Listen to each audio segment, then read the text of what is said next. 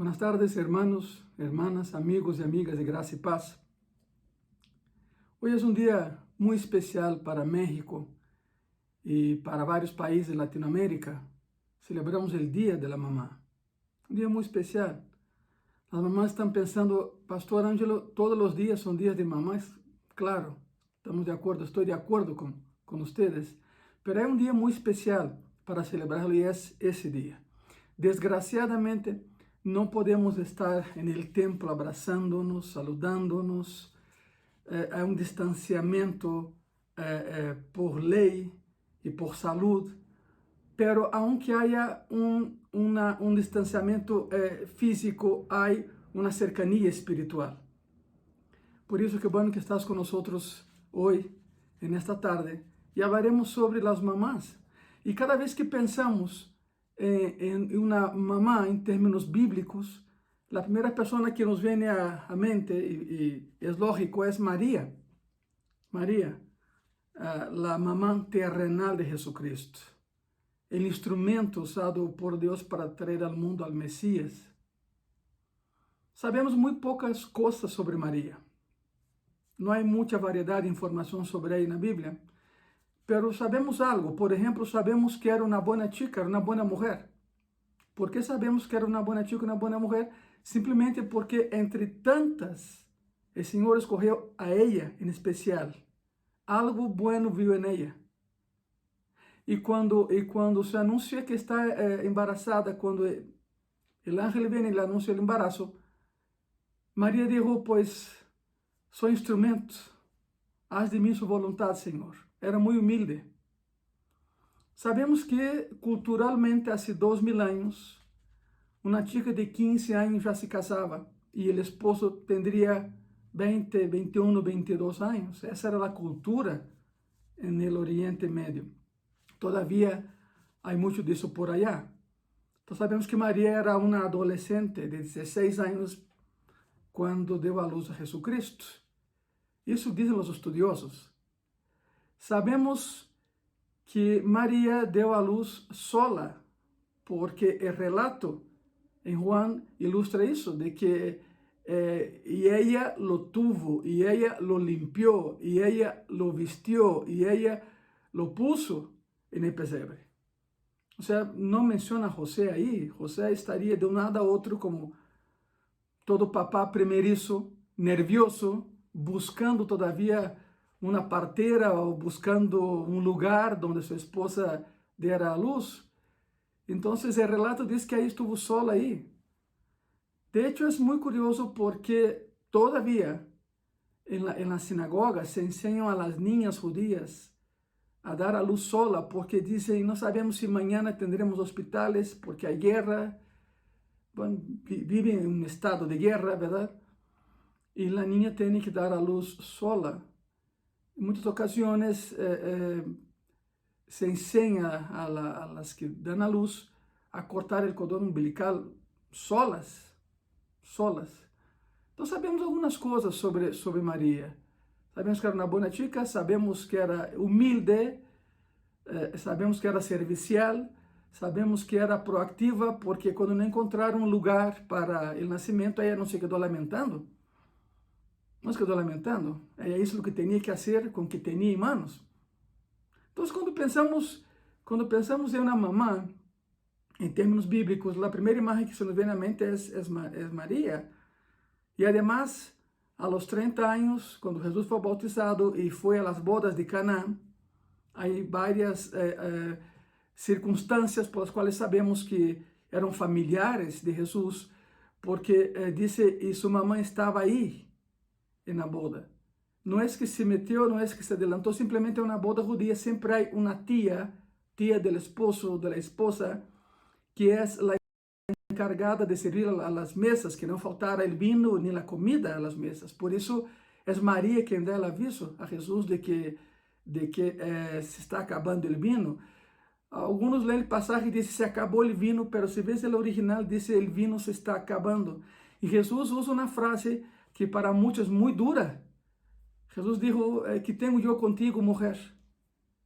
No es una frase dura, es una frase posicional.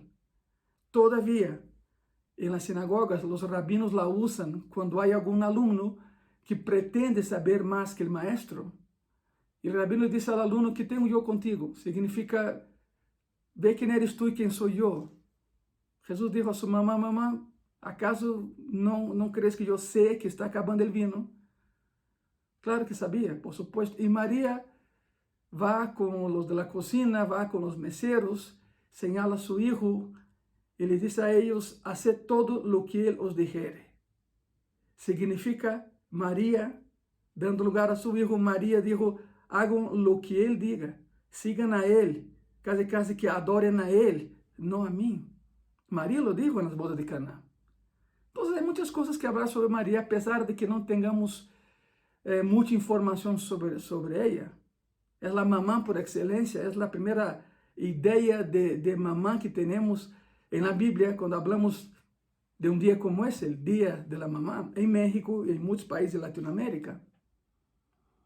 Pero hoy les quiero mostrar una otra mamá en la Biblia, una mamá de la cual no sabemos casi nada como María, pero ni su nombre sabemos. Pero es una mamá que por mucho tiempo, desde que la iglesia fue fundada e instituida, mal interpretada en sus acciones y en sus palabras. Y hablamos de la esposa de Job. Por eso, el título de esa plática, de esa tarde, de ese sermón es La esposa de Job. Hay muchas enseñanzas sobre ella. He escuchado muchas predicaciones en contra de ella. Una mujer necia, una mujer que habla cuando no tiene que hablar, una mujer que no sabe lo que está hablando. Todo por una sola frase. Ve por tu Biblia, llegó la hora de entrar a la palabra. Y una vez que tenga tu Biblia, abre por favor en Job, capítulo 2, versículo 9. Job 2, versículo 9, la palabra dice así: entonces le dijo su mujer: ¿aún retienes tu integridad? Maldice a Dios y muérete. Maldice a Dios y muérete. Qué consejo, ¿verdad? De una esposa a un esposo. Maldice a Dios y muérete. Y por esa frase, desde hace más de 2000 años, la esposa de Job ha estado en la lista de las peores esposas, no solo de la Biblia, sino del mundo, de la historia de la humanidad.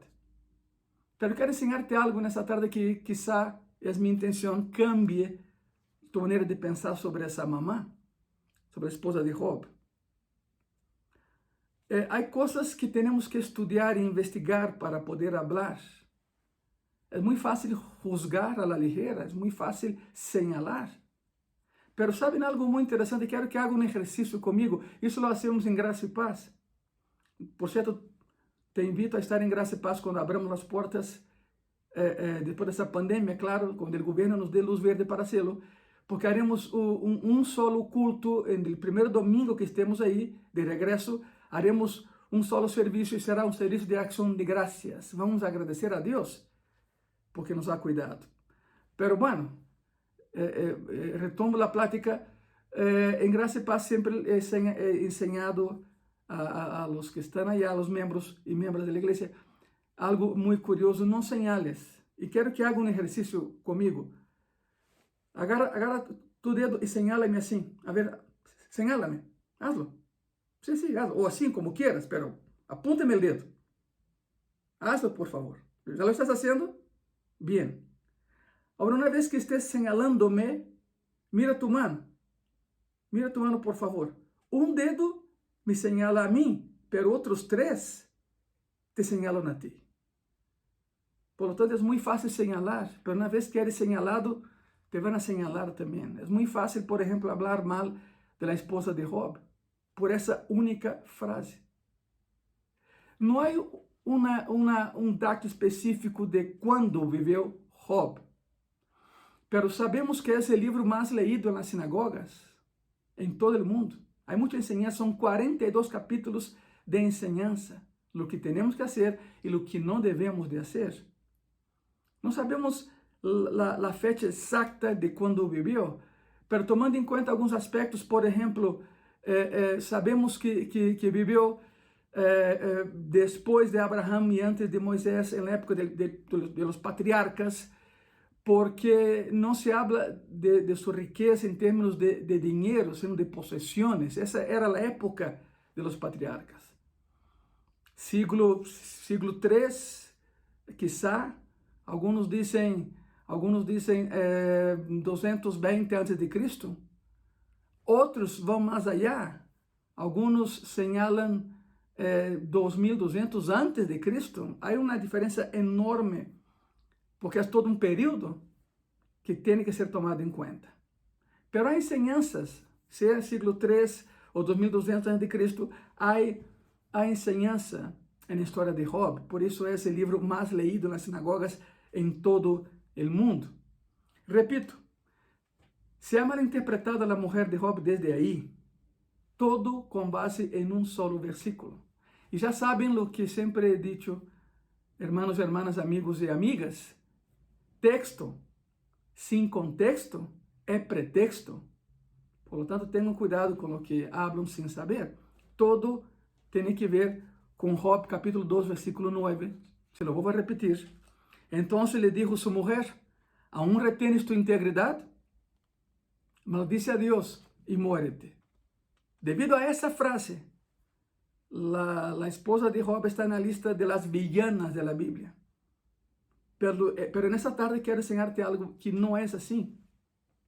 Não sabemos seu nome, pero tampouco foi uma villana. Há 4 aspectos que quero mostrar-te nessa tarde, de uma mamã, porque sabemos que, claro, tinha hijos, então a esposa de Job era uma mamã. Não sabemos seu nome, pero era uma mamã. Primeiro aspecto, agarra tu pluma, já sabem como sempre predico assim, então agarra uma pluma, um caderno, tu Bíblia, e vamos entrar na palavra. Aspecto número 1 da esposa de Job. Ela também havia perdido a 10 hijos. Se nos olvida de que não só Job, es que Job perdeu seus hijos, ela também perdeu seus hijos. E foram 10. Com um já seria uma tragédia. Te imaginas perder 10 hijos? 10 hijos. Muitos han perdido coisas nessa pandemia. Quizá perdiste tu trabalho, eu não sei. Quizá perdiste um ser amado, eu não sei, pero Deus sí sabe. Consóla-te com essas palavras. Deus sabe o que está haciendo, Ele tem controle. E Ele nos vai consolar como já lo está haciendo. Essa pandemia não é eterna, pero o amor de Cristo sí lo es. O primeiro aspecto que quero ensinar-te nessa tarde dessa mamã, a esposa de Job, é que ela também havia perdido a 10 hijos, não só Job, ela também estava em el ojo del huracán dessa tragédia. Job, capítulo 1, versículo 18, a palavra diz assim: Entretanto que este hablaba, vino outro que dijo: tus hijos e tus hijas estavam comendo e bebiendo vino em casa de su hermano el primogênito. Estavam aí os hermanos e hermanas divertindo-se, tomando vino, e na casa del primogênito. E um gran viento vino del lado del desierto y azotó las 4 esquinas de la casa, la cual cayó sobre los jóvenes y murieron. Y solamente escapé yo para darle la noticia. Por isso é muito fácil señalar sem entender. É muito fácil. Pero não lo hagas. Porque assim como señalas, te señalam a ti. Es que Job perdeu seus hijos. Ela também perdeu a seus hijos. Era sua esposa. Claro que havia tristeza. E foram 10 hijos. Repito, com um já seria uma tragédia, pero perdê-los todos. E todos. E na Segunda Guerra Mundial havia um conceito de que, ao menos entre os aliados, de que se uma família enviara a mais de 3 hijos a la guerra, uno tinha que regressar a casa.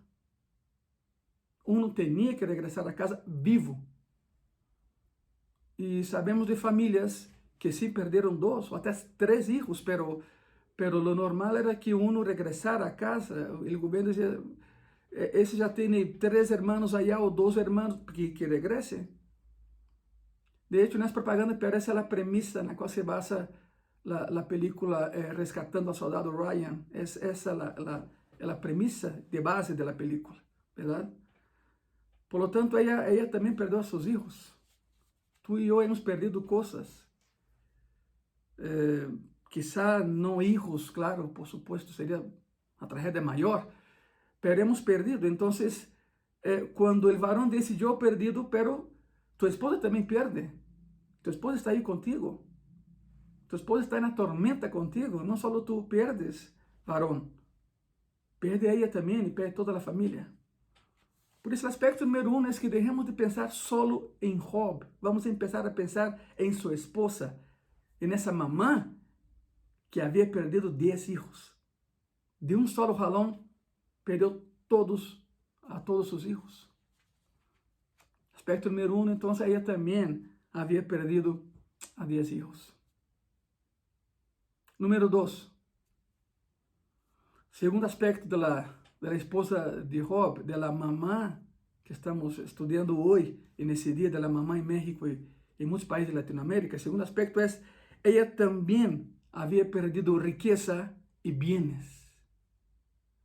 Una boda judía siempre es una boda donde lo que es tuyo es mío. No hay una separación de bienes. Lo que es tuyo es mío. Aspecto número 2, ella también había perdido su riqueza, bienes y posesiones. Job capítulo 1, de versículo 14 al 17. Y quiero que vean el huracán que azotó a esa familia. Job 1, versículo 14 al 17. Y vino un mensajero a Job y le dijo, estaban arando los bueyes y las asnas paseando cerca de ellos. Y acometieron los sabeos y los tomaron y mataron a los criados a filo de espada. Solamente escapé yo para dar la noticia. Aún estaba hablando cuando vino otro que dijo, fuego de Dios cayó del cielo que quemó las ovejas y a los pastores y los consumió. Solamente escapé yo para darle la noticia. Y como si no fuera suficiente, todavía estaba hablando y vino otro que dijo, los caldeos hicieron 3 escuadrones y arremetieron contra los camellos y se los llevaron y mataron a los criados a filo de espada y solamente escapé yo para darle la noticia. Quiero que entiendas eso, estaban reunidos. De hecho, vemos en el libro de Job que Job y su esposa oraban por sus hijos continuamente. Mirando por la ventana estaba Job y su esposa mirando la casa del primogénito y sabían que ahí estaban, cuando se reunieron allá. Job dijo, Señor Jehová, yo no sé lo que están haciendo allá mis hijos, pero si lo que están haciendo allá se están ofendiendo, Señor, perdónalos a ellos y perdóname a mí, por favor. O sea, Job intercedía por sus hijos y su esposa también. Ambos oraban por sus hijos. Era el celo que tenían sobre sus hijos, claro, el amor que tenían sobre sus hijos. Y llegó un día en que estaban ahí, todo estaba en paz, todo estaba bien. Y llega alguien y le dijo, oye, Señor, tus bueyes y tus asnas fueron robados. Estaba hablando y dice, ¿sabes, Señor? Cayó fuego del cielo, Señor, y consumió a tus ovejas. Estaba hablando y llegó otro y dijo, ¿sabe qué, Señor? Los caldeos llegaron y robaron tus camellos. Siempre en esas 3 etapas hubo muerte. Llegaron, robaron y mataron. Llegaron, robaron y mataron. Llegaron, robaron y mataron. Significa, hermano, hermana, amigo, amiga, que en menos de 10 minutos, Job y su esposa perdieron todo lo que tenían. Todo lo que tenían se fue al agua en menos de 10 minutos. Y sus hijos también se fueron. De tener todo a no tener nada en menos de 10 minutos. ¿Cómo responderías tú a eso? Ponte a pensar. ¿Cómo responderías tú a tamanha pérdida? No solo de bienes materiales, no solo de posesiones, no solo de dinero, pero también familia. 10 hijos. Perderam todos os hijos em um solo acidente, de um solo jalón. Conozco a famílias que são tão traumadas com os aviões que nunca tomam o vuelo juntos. Se são 4 pessoas da família, cada quem toma um vuelo. E sabemos, há algum tempo, já alguns meses, faleceu a estrela da NBA, Kobe Bryant, com sua hija, um acidente de helicóptero, já sabemos todos isso, verdade? Pero sua esposa sobreviveu porque eles tinham essa política de vida, nunca tomavam o mesmo vuelo. Eu sei que suena muito paranoico isso, pero há famílias que lo hacen, e no caso de Job, perderam todo porque todos estavam no mesmo lugar.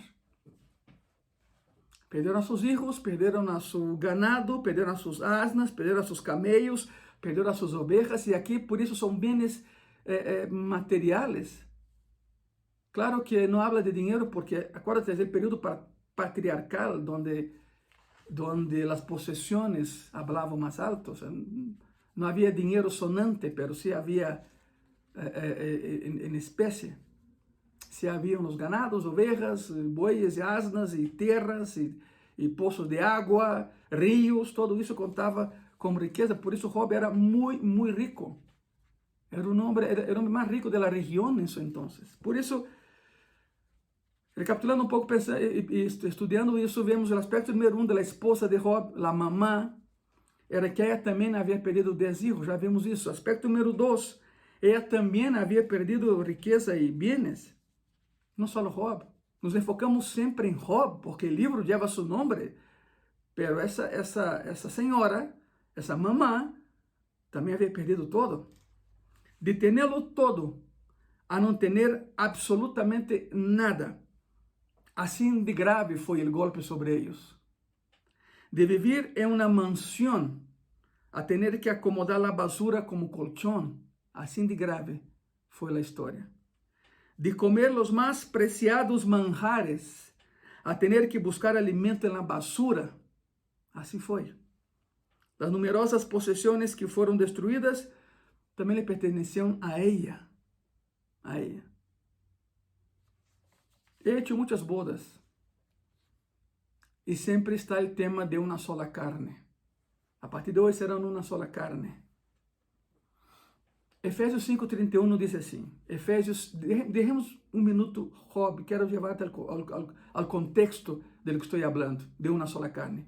Efésios 5:31 diz assim: Por isso deixará o homem a seu padre e a sua madre, e se unirá a sua mulher, e os dois serão uma sola carne.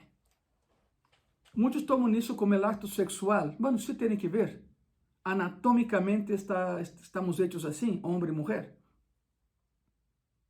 Pero el pasaje de Efesios 5, como lo escribió el apóstol Pablo, va mucho más allá de la unión carnal, del acto sexual.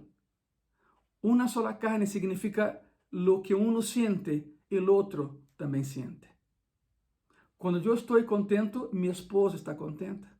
Cuando yo estoy triste, mi esposa se entristece. ¿Por qué? Porque somos una sola carne. Lo que vino sobre Job também le afectou a ella. Eram uma sola carne. E repito, em menos de 10 minutos passaram de tê-lo todo a não ter absolutamente nada. Perderam todo. E seus filhos, o que é pior. Porque, uno perde bens materiais e sigamos adelante, pero perder hijos, perder a familiares, isso duele. E sí duele. Pero Deus sabe o que está haciendo. Deus nos consuela aún em meio de dolor. Assim como consolou a Job e a sua esposa. Passaram por um processo terrível. Terrível. Pero há enseñança em todo ello. Então, ela também havia perdido riquezas, bienes e possessões. O aspecto número 2 dessa mamã, da mulher de Job, não sabemos seu nome, não está na Bíblia. Pero sabemos que o que Job sofreu, ela também sofreu, porque era uma sola carne. Então, ela também havia perdido todo, como Job. Número 3, característica número 3 dessa mamã, la esposa de Job, durante años, ella había disfrutado de un estatus social muy elevado. Era de la High Society del Oriente Medio. Job capítulo 1, versículo 3. Y dice así: su hacienda era 7,000 ovejas. Eso fue lo que perdieron de un solo jalón. Job 1, versículo 3. Su hacienda era 7,000 ovejas, 3,000 camellos, 500 yuntas de bueyes, 500 asnas y muchísimos criados. Y era aquel varón más grande que todos los orientales. Ven el inventario, ven la bitácora de lo que tenía Job y su esposa. 7,000 ovejas. ¿Tú conoces a alguien que tenga hoy 7,000 ovejas? 3,000 camellos. ¿Conoces a alguien que tenga al menos un camello? 500 yuntas de bueyes. Es curioso porque la persona que tenía una yunta ya era rica. Ya era rica. Por ejemplo, cuando Eliseo es llamado al ministerio, Elías va por él, lo llama al ministerio, Jehová lo levanta como el alumno de Elías. Dice la palabra que Eliseo quemó su yunta de buey y sacrificó las vacas que estaban ahí, pues pobres vacas, ¿verdad? Pero estaban ahí, ni modo. El sacrificio fue ofrecido. Pero Eliseo tenía una yunta de buey. Significa que Eliseo era, perdón por la expresión que voy a usar, pero para que me entiendas muy claramente, Eliseo era un hijo de papi. Eliseo era hijo de una familia muy rica, porque él tenía su propia yunta de bueyes. Sería lo equivalente hoy a decir que fulano tiene una Ferrari de él, un joven con una Ferrari de él. Y aquí vemos un cuadro completamente diferente. Job y su esposa tenían no una, sino 500 yuntas de bueyes. ¿Qué es una yunta? La yunta es un artefacto hecho de madera, en forma de herradura, que se coloca en el cuello de los animales para arar la tierra, para abrir la tierra. Cristo dijo, mi yugo es suave. Mi yugo. ¿Cuál yugo? Aquí va una lección muy interesante sobre las yuntas o el yugo, que es lo mismo. La yunta de buey es que eran 2 bueyes, pero cada buey tenía su propio yugo. Ellos tenían 500 yuntas, un buey lado a lado con el otro, arando la tierra. Ambos con un yugo. El yugo solo lastima al animal si el animal sale del camino. Mientras el animal sigue el curso dado por el dueño, el que va atrás, con las redes en la mano, no pasa nada, no le duele. Pero cuando el animal, el que está bajo yugo, intenta moverse de un lado al otro, fuera del camino marcado por su amo, entonces le va a doler. Queda una lección aparte todo lo de Job, de la esposa de Job, hermano, hermana, amigo, amiga. Siempre que intentamos desobedecer a Dios y no seguir el camino que Él había trazado para nosotros, el yugo nos va a doler. Por eso Cristo dijo que no les duela, sigan mi camino. No vayan ni a izquierda ni a derecha, sigan el camino que yo tracé para ustedes y no les va a doler. Y repito, cada vez que el hombre intenta salir de los caminos trazados por Dios, le va a doler. Le va a lastimar. Y pasarás por problemas, y pasarán por problemas, y pasaremos por problemas, si es que pensamos que somos mejores que Dios. Por eso, regresando a Job, Job tenía 500, Job y su esposa tenían 500 yuntas de bueyes, 500 asnas, muchísimos criados. Y dice la palabra, era aquel varón más grande que todos los orientales. Job era simplemente el hombre más importante e influente del Oriente Medio. Ponte a pensar, era el hombre más importante del Oriente Medio. Hoy en día no hay un solo árabe o judío que pueda equipararse a Job en influencia y en riqueza. Hoy en día no hay comparación. Ella y su esposo eran los invitados de honor de muchas ocasiones sociales, de muchas fiestas, en presencia de reyes y príncipes. Ellos eran los invitados de honor, tenían siempre los mejores lugares. Quizás se sentaban en la misma mesa con los reyes, con los príncipes, con los nobles. Y pasó en un solo chispazo, y pasó a ser la esposa de un pobre y miserable hombre, cubierto de llagas. De estar aquí, aquí. Increíblemente fue lo que sucedió. En menos de 10 minutos perdieron absolutamente todo. Incluso perdieron su estatus social. Nadie los invitaba más a las fiestas. Ya no eran ricos, ya no eran guapos, estaban enfermos. Porque déjame decirte una cosa, cuando el esposo se enferma, la esposa también se enferma, y principalmente de algo tan contagioso, llagas. Y quién sabe cuántas enfermedades más tenía Job en su momento, porque viviam en el basurero de la ciudad. De vivir en un palacio, vivían en el basurero de la ciudad, lleno de enfermedades, el lugar lleno de bacterias, lleno de virus. Claro que ella también estaba enferma. Por eso el aspecto número 3 de la esposa de Job, de la mamá que estamos estudiando hoy, en el Día de la Mamá, es que durante años ella había disfrutado de un estatus social muy elevado y ya no tenía absolutamente nada. Aspecto número 4 de esa mamá, de la esposa de Job. Ella había perdido a su compañero. O sea, el esposo estaba ahí y a la vez no estaba ahí. Ya no era el mismo esposo. Era solo una sombra de aquele hombre de la cual ella se había enamorado mucho tiempo antes. Ya no era el mismo. Claro, nadie pasa por una situación así sin perder algo en su mente, en su corazón. Ella había perdido a su compañero, a su mejor amigo, a su esposo. Job capítulo 3, versículo 1, la palabra dice así: después de esto, abrió Job su boca y maldijo su día. Significa, ¿por qué nací? Mejor hubiera sido no haber nacido. Implica muchas cosas. Una de ellas es, y creo que la principal, su esposa se sintió el ataque diciendo, si yo no hubiera, si yo no hubiera casado con él, yo no estaría aquí, pero lo amo. Y sabemos que lo amaba porque estaba con él ahí. Ya no tenía a su amado para disfrutar de un diálogo tranquilo. Ellos se sentaban a la mesa, todos los días platicaban, ahora sí eran mejores amigos, Job y su esposa. Hasta que vino la tragedia y se rompió esa relación.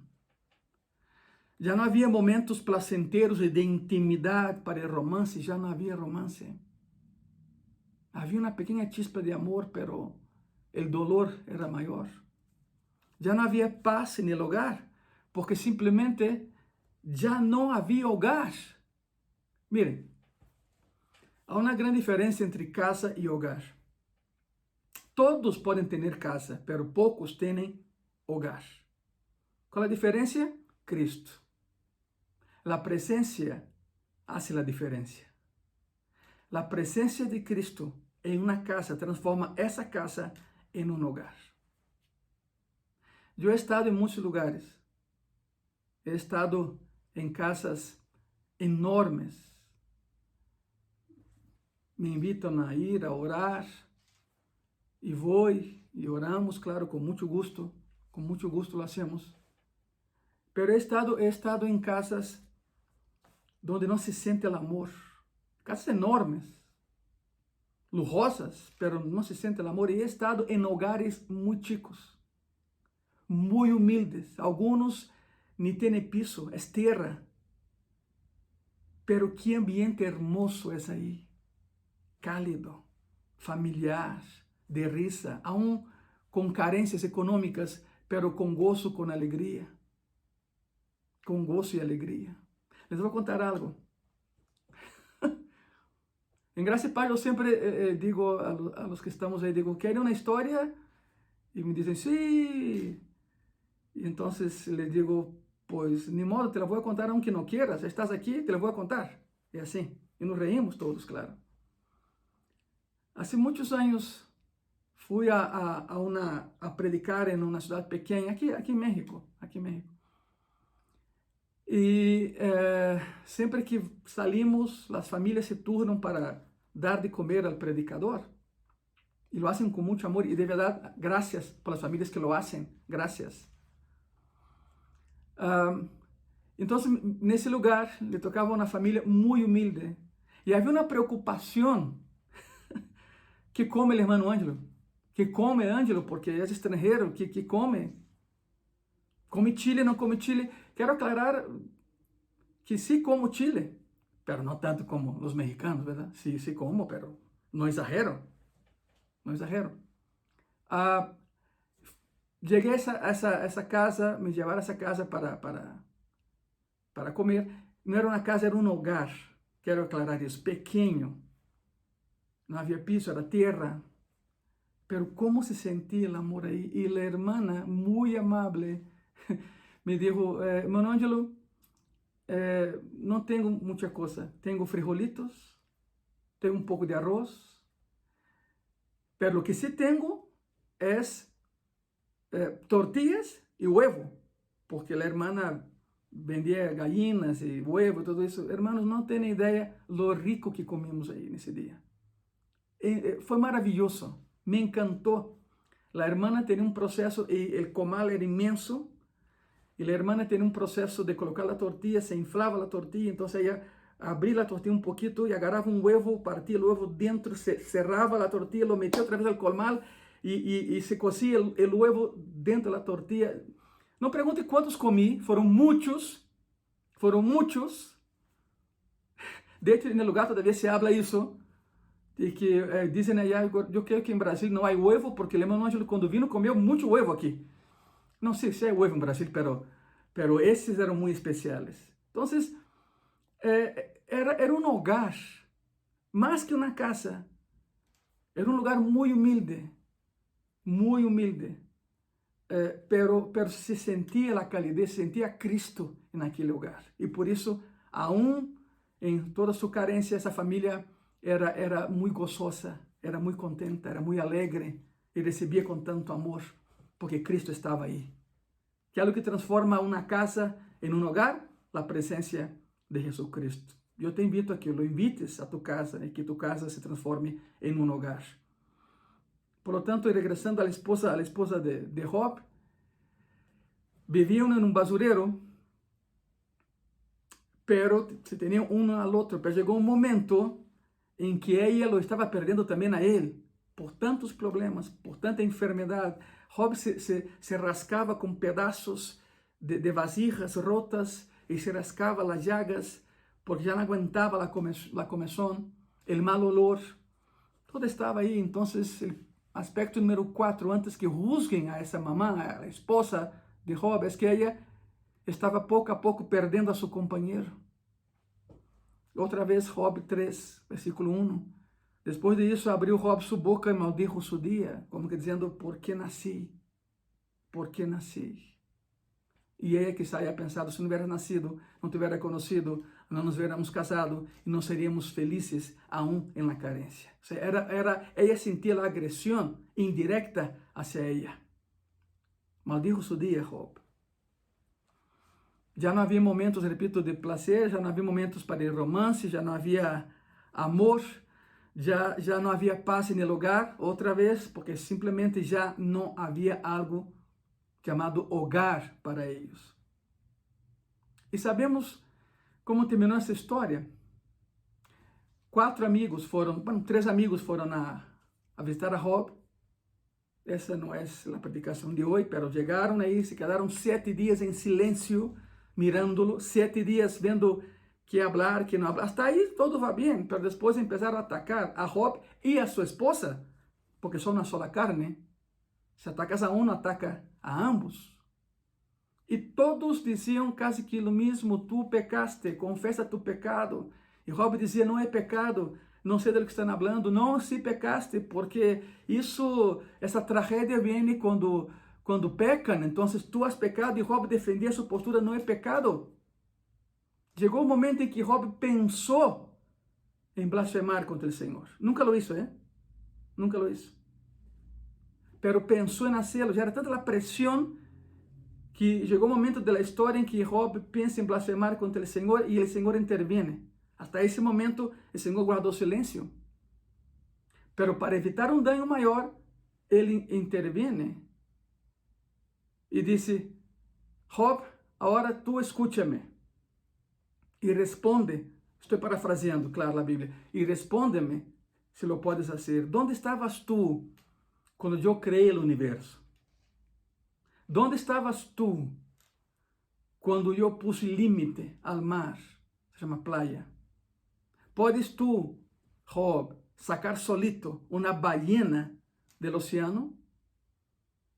Claro que no. Y la idea era esa: es como si el Señor hubiera dicho: Job, si yo controlo el universo, si yo controlo las mareas, si yo controlo a los monstruos del mar, las ballenas, ¿crees que no puedo controlar tu vida también? Claro que sí. La respuesta es claro que sí. Isso calmou o coração de Job. Pero ¿sabe cómo termina la historia? Termina la historia de que después del ataque de sus amigos, y con amigos así, ¿para qué enemigos, verdad? Ellos regresan a sus casas llenos de orgullo, de soberbia, porque estaban mejores que Job. Quizá en algún momento los tres tuvieran envidia de lo que tenía Job. Quizá, estoy especulando, no me gusta especular, pero quizá, ¿verdad? El éxito siempre atrae la envidia de las personas. Uno ve a la persona que gana y dice: ah, mira este, pero no sabemos todo lo que pasó para estar ahí. Uno ve, por ejemplo, en Juegos Olímpicos a uno que gana medalla de oro y lo aplauden, pero tú no sabes lo que esa persona pasó para estar ahí en el podio en primer lugar, el sacrificio que tuvo que hacer para ganar. Por eso esos tres regresan a sus casas llenos de orgullo y soberbia. En el camino el Señor les dice: ahora van a regresar y mi siervo Job orará por ustedes y yo escucharé a él, no a ustedes. ¿Sabe qué pasó? Después que regresaron y Job oró por sus amigos, el Señor restaura la vida de Job, le da hijos otra vez y más posesiones que antes. La enseñanza queda. ¿Y por qué les comento de que antes que Job blasfemara, el Señor lo interviene y no permite que lo hiciera? Porque en el mundo judío, con lo que hablas, te atas. ¿Se acuerdan del hijo pródigo? Es otra historia que no voy a contar hoy, es otra predicación. Los de Gracia y Paz ya la escucharon en alguna ocasión. Pero el hijo pródigo, el hijo que se fue, de hecho es la única parábola de Cristo donde hay una familia completa, papá y dos hijos. Cuando el hijo pródigo se da cuenta del error que cometió en abandonar al papá y al hogar, lo abandonó. Él quiere regresar, pero dice: no, mi papá no me va a recibir. Yo fui malo y grosero con él, lo ofendí. Pero voy a regresar y voy a pedir a que me haga como a un jornalero, o sea, alguien que recibía el pago diario por jornadas. Un jornalero era mejor que un siervo, era peor que un siervo que un esclavo, porque tanto el siervo como el esclavo tenían un techo sobre sus cabezas, tenían comida todos los días. El jornalero no tenía ninguna relación con el patrón, nada más a cada jornada se le pagaba y ahí como te vaya, ¿no? Y ese hijo pródigo dijo: regresaré a mi papá y voy a pedir que ya no me tome como hijo, ni siquiera como esclavo, ni como siervo, pero como un jornalero, algo que vive en las calles, que trabaja todos los días, pero que no hay un contrato, que no hay nada. Él pensó eso de su papá y por eso regresó con la intención de decir: papá, hazme un jornalero. Y antes de que el muchacho dijera eso, después que se encontró con su papá, el papá le tapa la boca. significa que el papá impide que el hijo trace su propio futuro, que no sería nada bueno, ¿verdad? Por ese mismo motivo, el Señor Jesús, Jehová nuestro Dios, calla a Job antes que ele blasfemara en contra de Dios. Porque una vez que alguien blasfema contra Dios, ahí sí está en grave problema, grave peligro. Por eso antes Job pensó en blasfemar contra el Señor en esa situación, nunca lo hizo, y por eso el Señor interviene y habla. Ahora prepárate, Job, y ya saben la plática que tuvo lugar ahí, ya les comentamos eso. Después de entender los motivos que la llevaron a pronunciar las duras palabras que leímos en el inicio de esa predicación, que es, entonces le dijo su mujer, ¿aún retienes tu integridad? Maldice a Dios y muérete. Ya vimos por qué dijo eso.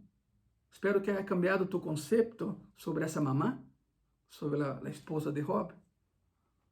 Quero parafrasear lo que pensava ella, lo que dijo. Era mais ou menos isso. Job, mi amor, já não sigas, já não vale a pena. Não puedes seguir vivendo assim.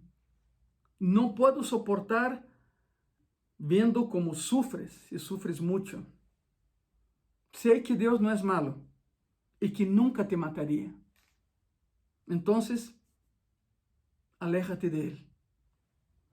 Profana su nombre y maldícelo para que él quite su protección de sobre ti y mí.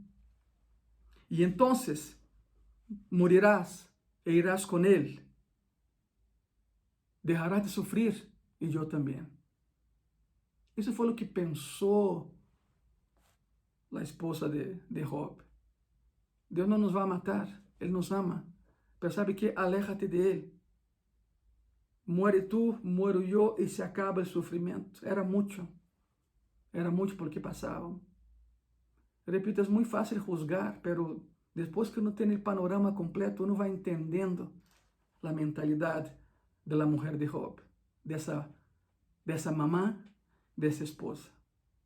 Son 4 los principios que podemos entender como pensaba la esposa de Job, o de la esposa de Job y de esa mamá, en ese día de la mamá en México. Primero, ella también había perdido a 10 hijos, no solo Job. Entendamos todos. Número 2, ella también había perdido riqueza, bienes y posesiones, porque era de ella también. Número 3, durante muchos años ella había disfrutado de un estatus social muy elevado y ahora no tenía nada, ni hogar, y vivían en un basurero. Los dos, no solo Job, los dos. Y número 4, poco a poco ella estaba perdiendo a su esposo. Ya había perdido a los hijos, ya había perdido el hogar, ya había perdido posesiones y bienes materiales y estaba a punto de perder lo que más amaba, a su esposo. Es muy fácil juzgar, ¿verdad? Pero después de entender el contexto, yo espero de verdad que cambies tu mentalidad sobre la esposa de Job. Que por más de 2000 años en las iglesias se ha predicado que es una villana, es una mala mujer, una mala influencia. No, no es así. No sabemos su nombre, pero sí sabemos lo que había en su corazón, profundo amor por su esposo y por sus hijos. Vamos a orar. Señor Jesús, en ese día de las mamás en México y en Latinoamérica, Señor, oramos y colocamos en tus manos a cada mamá que nos ve en ese momento. Y no solo a las mamás, también a los papás, porque los papás son parte de las mamás y mamás parte de los papás. En esa unión, en esa complicidad de amor, Señor, somos una sola carne. Si algo bueno podemos sacar de ese confinamiento, Señor, de esa cuarentena, como algunos dicen, es el hecho de que las familias están más juntas hoy que nunca en la historia. Vivimos en el mismo espacio llamado hogar. Compartimos las mismas comidas a la misma hora, porque no salimos, no podemos salir, no tenemos por qué salir, Señor. Por eso, si algo Se algo bueno podemos sacar de todo isso, é exatamente isso: os laços familiares han sido restaurados, a comunicação ha sido restaurada. Temos agora novas ferramentas sociais, Padre, para poder difundir o amor na família. É algo bueno que podemos sacar de todo lo malo que representa essa pandemia, a unidade familiar. Coloca em tus manos, Senhor, a las mamás que nos estão vendo, a los papás que nos estão vendo, a los hijos que nos estão vendo, Senhor, porque esse hijo e essa hija ali de manhã também será um papai e uma mamá, se é que já não lo são. Estamos em tus manos, ajuda-nos, Senhor, a poder sair adelante nesse processo de aislamiento social, pero de cercanía espiritual, Senhor. Sabemos que estás con nosotros y que nos cuidas, assim como estabas con Job y su esposa, essa mujer, essa mamá, que assim como Job também havia perdido todo, Senhor, porque era parte de todo ello. Graças, Senhor. Bendice a las mamás nesse dia muito especial que nos estão vendo e também os papás. Somos uma sola carne. Graças, Senhor Jesus. Em nome de Jesus. Amém. Amém. Bueno, já sabe, estamos orando todas as noites a las 10. Te invito a que te unas com tu família a nossa oração. A família pastoral e as demais famílias de graça e paz. Pessoas que nos vêm de outros países também lo estão fazendo. Nos unimos todas as noites a las 10 de la noche, a las 10, a las 22 horas, em oração. Um dia a semana, ayuna, por favor, com tu família. Esse processo está terminando. As coisas não serão iguais como antes, claro que não. Pero sabemos, temos esperança de que as coisas vão melhorar. Quando abramos o templo outra vez, é uma invitação que hago a todos vocês. Quando abramos o templo de Graça e Paz uma vez mais, me gostaria ver a todos aí, eres meu invitado. Vamos estar todos aí em Graça e Paz. Tu que nos estás vendo e que não tens igreja, vem a Graça e Paz. Nas redes sociais aí está o link, a direção e a informação e todo para que possa chegar. Claro que não é esse próximo domingo, não é esse próximo domingo. Eu les avisarei quando lo hacemos, quando as autoridades permitam que abramos portas outra vez. A certeza que temos é que não será esse mês. O confinamento vai até o dia 30 de esse mês, e a ver o que nos diz o governo, verdade? O que nos diz a autoridade. Pero el día en que abramos portas, haremos un solo servicio, será un domingo, haremos un solo servicio y será de acción de gracias. Por eso me gustaría verte ahí, llenemos el auditorio, eres mi invitado, y haremos un culto de acción de gracias porque Dios nos ha guardado y con Él vamos adelante y seguimos adelante. Bueno, gracias por ver ese video, gracias por estar con nosotros. Te espero el próximo jueves a las 7. Hay un estudio bíblico que vamos a dar. Muchas gracias. Que Dios te bendiga.